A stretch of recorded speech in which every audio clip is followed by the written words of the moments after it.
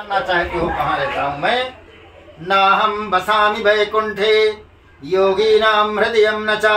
ना तो मैं वैकुंठ में निवास करता हूँ, ना योगियों के हृदय में निवास करता हूँ। मद भक्त्या जत्र गायत्री तत्र तिष्ठामि नारदौ। मेरा भक्त सच्चे हृदय से जहाँ परमात्मा का चिंतन करता है, मैं उसी स्थान में निवास करता हूँ।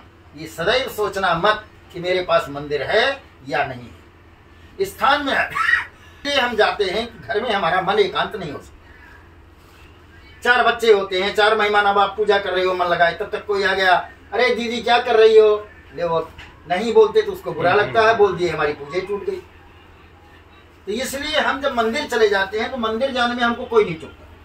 2 मिनट हम अपनी पूजा कर रहे हैं, चाहे नेत्र बंद किए रहें, चाहे खुला से भगवान को देखें, जैसा भी हम देख रहे हैं, लोग वहां जान लेते हैं, अरे भाई ये मंदिर आइए पूजा कर रही है, 5 मिनट रुको, वापस आती है तो फिर बात कर लेंगे।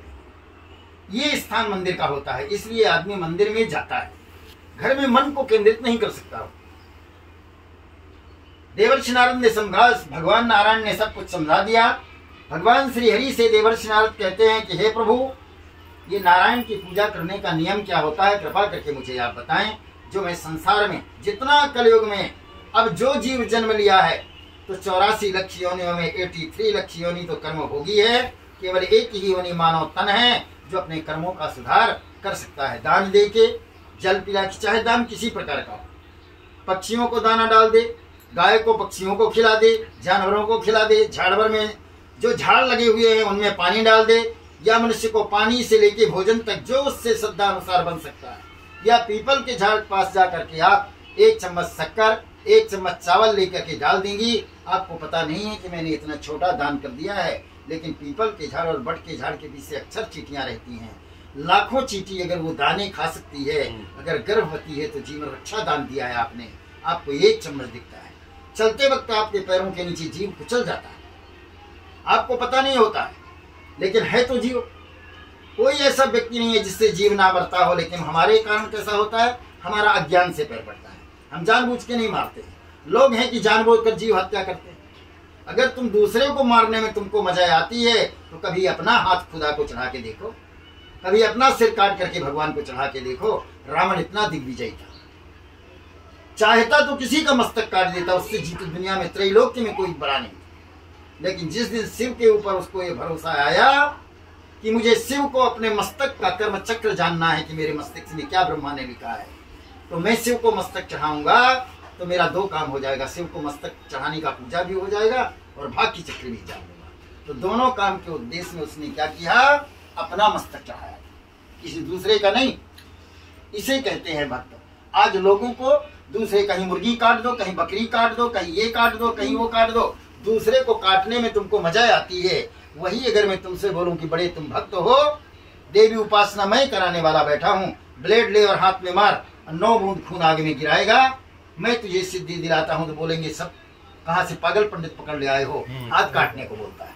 तेरा हाथ बड़ा प्यारा है, तेरा हाथ बड़ा प्यारा है, जो 9 बूंद खून नहीं डाल सकता है, और जिस जीव घात करके तो पूरा शरीर खा गया, उसके लिए तेरे को बड़ी मजा आएगी। ये सब अपने से सीखिए। जीवन में संस्करण जितना होता है, अगर हम अपने अंदर उतार लें, तो दूसरे को समझाने की जरूरत नहीं आती है। इसक्यों समझाना पड़ता है कि लोग समझना नहीं चाहते। सब कोई जानते हैं, ये माता है, ये पिता है, ज्ञानी है। दुनिया आज कोई दारू पी करके आता है, पूरी सोसाइटी में नंगाई करता है, घर में आने के बाद क्यों उसको पता रहता है कि मेरी बहन है, मेरा बाप, ये मेरी माँ है, मेरा भाई। तो ऐसा कुछ नहीं है। जीवन में इतने मत वाले मत बनिए, सब ये नशे जीवन में, चाहे वो बातों का नशा हो, कर्म का नशा हो, ज्ञान का नशा हो।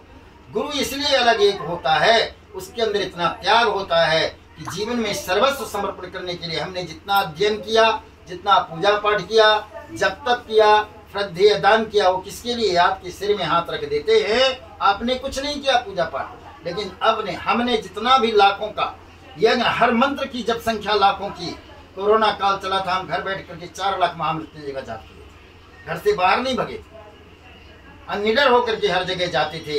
विश्व को समन करने वाला वो बैठा है जिसका नाम हमने जपा है। कोरोना हमारा कुछ नहीं बिगाड़ सकता है। जिस दिन मृत्यु आई किसी कोई नहीं रोका, कोई भी अमरत्व तो नहीं है, संसार से उसको जाना है। इसलिए कर्म योग करो, और जिस दिन वो सिर में हाथ रखते हैं उस दिन हम कोई जादूगर नहीं होते, ये पागलपन है जो किसी बाबा को जादूगर मान के उसके पीछे भागती हो। कर्म योग पर भरोसा करिए, जो हमारा आशीर्वाद है। जिस दिन हमको ये लगता है हमारा आज बच्चा संकट में है, उस दिन हम बोलते हैं बेटा चिंता मत करो, हम है ना गुरु तेरे साथ। सिर में हाथ रखते हैं। सिर में हाथ रखना मतलब अपने कर्म योग की आशीर्वाद प्रदान करना। अगर वह गुरु, वह ब्राह्मण, सजातीय जाति का है, लेकिन कर्म योग अगर उसका खराब है, ठगी कर रहा है, झूठ बोलकर पेट भर रहा है, महापात्र बनकर दान ले रहा है, भ्रष्ट दान योग लग रहा है, वो ब्राह्मण का आशीर्वाद भी तुम्हें श्राप बन जाएगा। ऐसे लोगों को प्रणाम भी नहीं करना चाहिए, घर के अंदर बुलाना भी नहीं चाहिए। जिसको आप जानते ना हो कि ब्राह्मण को मैं पहचानता हूं, किसी प्रकार से उसे दरवाजे तक बुला सकते हो, घर के अंदर नहीं।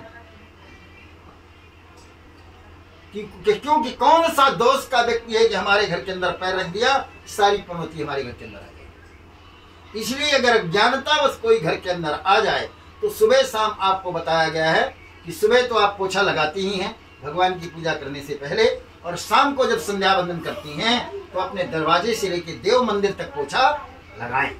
हम लक्ष्मी का आह्वान करते हैं, तो वो पैर क्लियर हो, हमारे अंदर लक्ष्मी का भाव हो कि हम लक्ष्मी का आह्वान कहे माता संध्या समय गोधूलिका महात लक्ष्मी को आवाहन करती हूँ, मैं दीप जला रही हूँ, पूजन कर रही हूँ, आसन दीजिए। आपके अंदर भाव हो। 2 मिनट घर के अंदर बच्चे औरतें सब रुक जाओ, आप पहले वहां से पोछा लगाइए, फिर इसके बाद फूल है आपके पास तो एक पंखुड़ी फूल डालिए, मेरी माता जी का आवाहन करती हूँ। इसके बाद हाथ वाथ धो करके आराम से बैठकर दीप जलाइए और भाव करिए महालक्ष्मी आवाहया, मैं लक्ष्मी का आवाहन करती हूँ।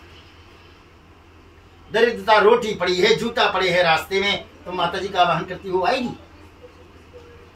पहले किसी के आने का भाव जानिए आप, कैसे किसको बुलाना।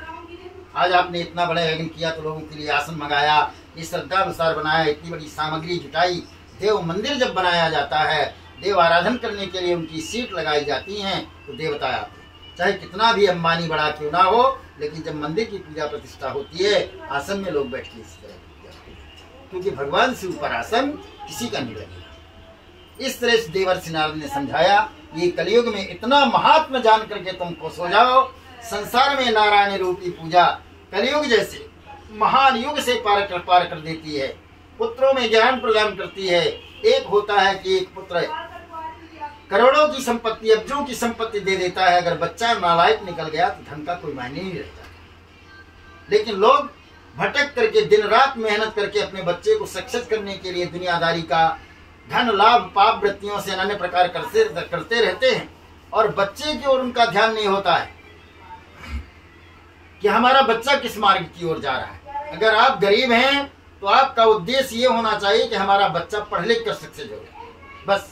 अब गृहस्थी की चिंता मत करो, गृहस्थी आपकी बिक रही है, बिक जाने दो, क्योंकि आप बच्चे में लगा रहे हो। गृहस्थी आपकी किसकी है? बच्चे की है। तो वो जमीन अगर 10 एकड़ हो या 5 एकड़, उससे क्या कर लेगा? और अगर उस 10 एकड़ को बेचने के बाद आज इंजीनियर बनाने में आपको 20 लाख खर्चा लग रहा है, आपके पास पैसा नहीं है, तो बच्चे को बिठा देंगे आप। अरे मेरे पास पैसा नहीं है, कहाँ से पढ़ाऊं? नहीं, गलत है। आप अपनी जमीन से कर्ज ले सकते हो तो लो, बेच सकते हो, बच्चे को पढ़ाना है, आपका बच्चा काबिल है, पढ़ाई में मत रोकिए उसे, जाने दीजिए। वो 10 एकड़ नहीं 50 एकड़ जमीन ले लेगा, उसका जीवन सुधर जाएगा। और 10 एकड़ बनाया तो आप तो बर्बाद थे ही, बच्चे को भी लेके। पर अपने उत्तर भारत में ये कमियां हैं, लोग कहते हैं पैतृक संपत्ति को बेचना नहीं, गलत तरीका है। जहां इस तरह ऐश करने के लिए मत बेचिए कि आप घर लेने के लिए बेच रहे हैं, कपड़े पहनने के लिए बेच रहे हैं, खान पान करने के लिए बेच रहे हैं, नहीं। बच्चे की जहां शिक्षा का मतलब होता है, शिक्षा एक ऐसी चीज है कि वो रत्न को खरीदा। हम गरीब हैं, हम बच्चों को बड़ी डिग्री नहीं दिला सकते, पर हमारे पास डिग्री दिलाने की क्या क्षमता है? बस हमारी जो संपत्ति। समय आने पर अगर बच्चा आपका सक्सेस दिख रहा है तो उसके पीछे पैसे के प्रति कभी भी बच्चे को रोकना नहीं जीवन में पछताना। ये सब कुछ भगवान ने समझा।